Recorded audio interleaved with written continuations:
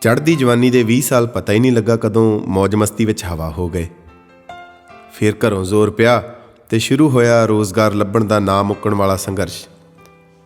ਚੰਗੀ ਮਾੜੀ ਕੱਚੀ ਪੱਕੀ ਸਰਕਾਰੀ ਪ੍ਰਾਈਵੇਟ ਜਿਹੜੀ ਮਰਜ਼ੀ ਨੌਕਰੀ ਮਿਲ ਜੇ, ਬਸ ਮਿਲ ਜੇ। ਇਸ ਗਦੀ ਗੇਟ 'ਚੋਂ ਲੰਘਦੇ ਹੋਏ ਨੂੰ ਮਿਲਿਆ ਤਨਖਾਹ ਦਾ ਪਹਿਲਾ ਚੈੱਕ ਜਦੋਂ ਪਹਿਲੀ ਵਾਰ ਬੈਂਕ ਵਿੱਚ ਜਮ੍ਹਾਂ ਹੋ ਗਿਆ ਤਾਂ ਫੇਰ ਸ਼ੁਰੂ ਹੋ ਗਈ ਬੈਂਕ ਅਕਾਊਂਟ ਵਿੱਚ ਸਿਫਰਾਂ ਜੋੜਨ ਦੀ ਨਾ ਮੁੱਕਣ ਵਾਲੀ ਕਹਾਣੀ। ਰੋਜ਼ ਸਵੇਰੇ ਉੱਠ ਕੇ ਸੋਚਦਾ ਕਿ ਅੱਜ ਕੋਈ ਐਸਾ ਕੰਮ ਕਰਨਾ ਕਿ ਬੈਂਕ ਵਿੱਚ ਪਈ ਪੂੰਜੀ ਦੇ ਸੱਜੇ ਪਾਸੇ ਇੱਕ ਹੋਰ ਸਿਫਰ ਜੁੜ ਜਾਵੇ। ਤੇ ਇਸੇ ਚੱਕਰ 'ਚ ਯਾਰਾਂ ਦੋਸਤਾਂ 27 ਸਾਲ ਪੂਰੇ ਹੋਣ ਵਾਲਾ ਕੇਕ ਵੀ ਕੱਟ ਦਿੱਤਾ। ਫਿਰ ਵਿਹੜੇ ਵਿਆਹ ਦਾ ਗੌਣ ਧਰਿਆ ਗਿਆ। ਨੌਕਰੀ ਕਰਦੀ ਚੰਨ ਵਰਗੀ ਵਹੁਟੀ ਨੇ ਆਣ ਘਰ ਦੀਆਂ ਬਰੂਹਾਂ ਟੱਪੀਆਂ। ਖੁਸ਼ੀ ਹੋਰ ਦੂਣ ਸਵਾਈ ਹੋ ਗਈ ਕਿਉਂਕਿ ਸੱਜੇ ਪਾਸੇ ਵਾਲੀਆਂ ਸਿਫਰਾਂ ਹੋਰ ਦੁੱਗਣੀ ਰਫ਼ਤਾਰ ਨਾਲ ਵਧਣੀਆਂ ਸ਼ੁਰੂ ਹੋ ਗਈਆਂ। ਪਹਿਲੇ 4-5 ਸਾਲ ਖੁਸ਼ੀਆਂ ਖੇੜਿਆਂ ਦੇ ਪਰੀ ਲੋਕ ਵਿੱਚ ਘੁੰਮਦਿਆਂ ਪਤਾ ਹੀ ਨਹੀਂ ਲੱਗਾ ਕਦੋਂ ਨਿਕਲ ਗਏ। ਫਿਰ ਵਿਹੜੇ ਵਿੱਚ ਇੱਕ ਬੱਚੇ ਦੀ ਕਲਕਾਰੀ ਗੂੰਜੀ, ਲੱਗਾ 7 ਜਹਾਨਾਂ ਦੀ ਖੁਸ਼ੀ ਝੋਲੀ ਪੈ ਗਈ ਹੋਵੇ। ਸਾਰਾ ਕੁਝ ਨਿਆਣੇ ਦੇ ਭੰਗੂੜੇ 'ਤੇ ਕੇਂਦਰਿਤ ਹੋ ਗਿਆ। ਇਕੱਠੇ ਖਾਣਾ ਪੀਣਾ, ਬੋਲਣਾ, ਗੱਲਾਂ ਕਰਨੀਆਂ, ਦੁੱਖ ਸੁੱਖ, ਸਾਰਾ ਕੁਝ ਬਹੁਤ ਹੱਦ ਤੱਕ ਘੱਟ ਜਿਹਾ ਹੋ ਗਿਆ। ਗੱਡੀ ਤੇ ਘਰ ਦੀਆਂ ਕਿਸ਼ਤਾਂ, ਸਕੂਲ ਦੀਆਂ ਫੀਸਾਂ, ਪਾਰਟੀਆਂ ਦੇ ਖਰਚੇ ਤੇ ਉੱਪਰੋਂ ਬੈਂਕ ਵਿੱਚ ਸਿਫਰਾਂ ਵਧਾਉਣ ਵਾਲਾ ਕਦੀ ਨਾ ਮੁੱਕਣ ਵਾਲਾ ਗੇੜ। ਕੰਮ ਦੀ ਭੱਠੀ ਵਿੱਚ ਨਾਲ ਦੀ ਦਾ ਸੂਹੇ ਰੰਗਾ ਜੋਬਨ ਵੀ ਧੁਆਂਖਿਆ ਗਿਆ। ਮੈਂ ਕੋਲੂ ਦਾ ਬੌਲਦ ਬਣਿਆ ਸਵੇਰੇ ਘਰੋਂ ਨਿਕਲਦਾ ਤੇ ਹਨੇਰੇ ਹੋਏ ਲਾਸ਼ ਬਣ ਕਰ ਮੁੜਦਾ। ਪਰ ਇਸੇ ਜਾਗੋ ਮੀਟੀ ਵਿੱਚ ਪਤਾ ਹੀ ਨਾ ਲੱਗਾ ਕਿ ਕਦੋਂ ਜ਼ਿੰਦਗੀ ਦੇ 37 ਸਾਲ ਇਤਿਹਾਸ ਹੋ ਗਏ। ਘਰ ਵਿੱਚ ਹਰ ਸੁੱਖ ਸਹੂਲਤ ਮੌਜੂਦ ਸੀ, ਪਰ ਫਿਰ ਵੀ ਸਵੇਰੇ ਫਿਕਰਾਂ ਦੀ ਪੰਡ ਲੈ ਉੱਠਦਾ ਤੇ ਰਾਤ ਸੋਚਾਂ ਦੇ ਬੱਦਲ ਕਿੰਨੀ ਦੇਰ ਨੀਂਦ ਨਾ ਪੈਣ ਦਿੰਦੇ। ਕਈ ਵਾਰ ਬਿਨਾਂ ਗੱਲ ਤੋਂ ਸ਼ੁਰੂ ਹੁੰਦੀ ਆਪਸੀ ਬਹਿਸ ਵੱਡੇ ਝਗੜੇ ਵਿੱਚ ਬਦਲ ਜਾਂਦੀ। ਫਿਰ ਬੋਲ ਚਾਲ ਘਟਦੀ ਗਈ ਤੇ ਅੰਦਰ ਦਾ ਖਾਲੀਪਣ ਵੱਧਦਾ ਗਿਆ। ਉਹ ਗੱਲ-ਗੱਲ ਤੇ ਚਿੜ ਜਾਂਦੀ ਸੀ ਤੇ ਮੈਂ ਗ੍ਰਹਿਸਥੀ ਦੀ ਗੱਡੀ ਲੀਹੇ ਪਈ ਰਹਿਣ ਖਾਤਰ ਚੁੱਪ ਵੱਟਣ ਦੀ ਆਦਤ ਜਿਹੀ ਪਾ ਲਈ। ਫਿਰ ਅਚਾਨਕ ਵਿਆਹ ਦੀ 10ਵੀਂ ਵਰ੍ਹੇਗੰਢ ਵੀ ਰੇਲ ਦੇ ਨਿੱਕੇ ਜਿਹੇ ਸਟੇਸ਼ਨ ਵਾਂਗ ਆਈ ਤੇ ਲੰਘ ਗਈ। ਨਿੱਕਾ ਬਾਲ ਹੁਣ ਸਿਆਣਾ ਹੋ ਗਿਆ, ਪਰ ਉਹ ਵੀ ਕੁਝ ਆਪਣੇ ਆਪ ਵਿੱਚ ਰਹਿਣ ਲੱਗ ਪਿਆ। ਪਰ ਮਿੱਠੀ ਜੀ ਤਸੱਲੀ ਸੀ ਕਿ ਬੈਂਕ ਦੀਆਂ ਸਿਫਰਾਂ ਅਜੇ ਵੀ ਪੂਰੀ ਰਫ਼ਤਾਰ ਨਾਲ ਵਧ ਰਹੀਆਂ ਸਨ।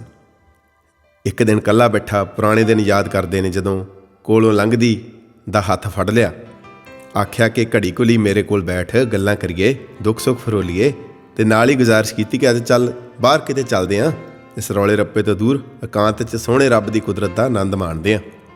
ਅੱਗੋਂ ਖਿਜੀ ਹੋਈ ਨੇ ਮੁੜਕਾ ਪੂੰਝਿਆ ਤੇ ਆਖਣ ਲੱਗੀ, ਸਕੂਲ ਦੇ ਪੇਪਰਾਂ ਦਾ ਲੱਗਾ ਢੇਰ ਕੌਣ ਚੈੱਕ ਕਰੂ? ਮੈਥੋਂ ਨਹੀਂ ਕਰਾਈ ਜਾਂਦੀ ਰੋਜ਼ ਦੀ ਕੁੱਤੇ ਖਾਣੀ। ਸਾਰਾ ਕਿਚਨ ਠੀਕ ਹੋਣ ਵਾਲਾ ਪਿਆ ਤੇ ਤੁਹਾਨੂੰ ਰੋਮਾਂਸ ਸੁੱਝ ਰਿਹਾ। ਗੁੱਸੇ ਨਾਲ ਹੱਥ ਛਡਾਇਆ ਤੇ ਤੁਰਦੀ ਬਣੀ ਤੇ ਮੇਰਾ ਨਿੱਕਾ ਜਿਹਾ ਸੁਪਨਾ ਚਕਨਾਚੂਰ ਹੋ ਗਿਆ। ਫਿਰ ਚਿੱਠੀ ਵੰਡ ਦੇ ਡਾਕੀਏ ਵਾਂਗੂ ਇੱਕ ਦਿਨ ਜ਼ਿੰਦਗੀ ਦੇ 45ਵੇਂ ਸਾਲ ਨੇ ਆ ਦਸਤਕ ਦਿੱਤੀ। ਐਨਕ ਲੱਗ ਗਈ, ਵਾਲ ਕਾਲੇ ਕਰਨ ਵਾਲੀਆਂ ਡਾਈਆਂ ਦੇ ਢੇਰ ਲੱਗ ਗਏ। ਕਿਸੇ ਵੇਲੇ ਅੰਗੂਰੀ ਭਾਅ ਮਾਰਦੀ ਚਮੜੀ ਕਿਸ਼ਮਿਸ਼ ਦਾ ਮੇਵਾ ਬਣਨੀ ਸ਼ੁਰੂ ਹੋ ਗਈ। ਨਾਲ ਹੀ ਸ਼ੁਰੂ ਹੋ ਗਏ ਡਾਕਟਰਾਂ ਦੇ ਨਾਮ ਮੁੱਕਣ ਵਾਲੇ ਚੱਕਰ।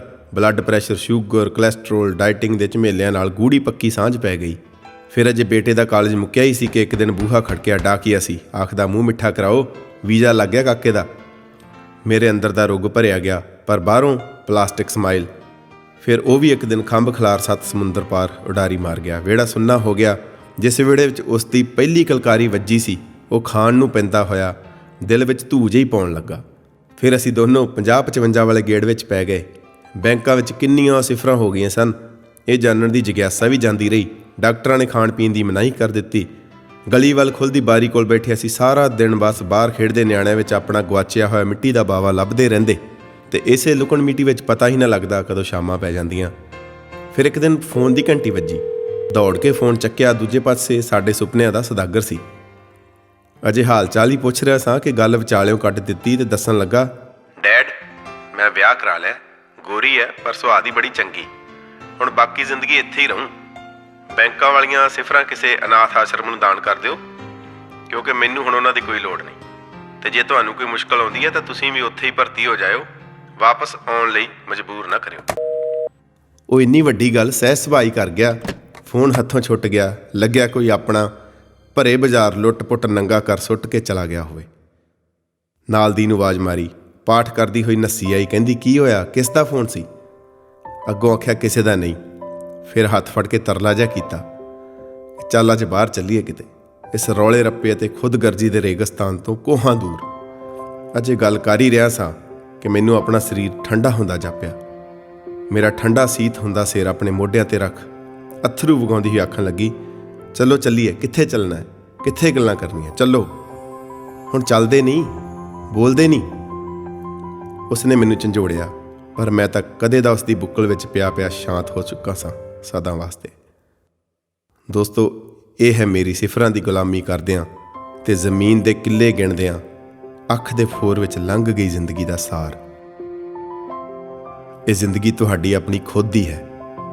ਇਸ ਦੇ ਮਾਪਦੰਡ ਵੀ ਤੁਸੀਂ ਖੁਦ ਹੀ ਤੈਅ ਕਰਨੇ ਹਨ। ਜ਼ਿੰਦਗੀ ਜਿਉਣ ਆਏ ਹੋ, ਕੱਟਣ ਨਹੀਂ। ਆਪਣੇ ਵਾਸਤੇ ਵੀ ਜਿਉਣਾ ਸਿੱਖੋ।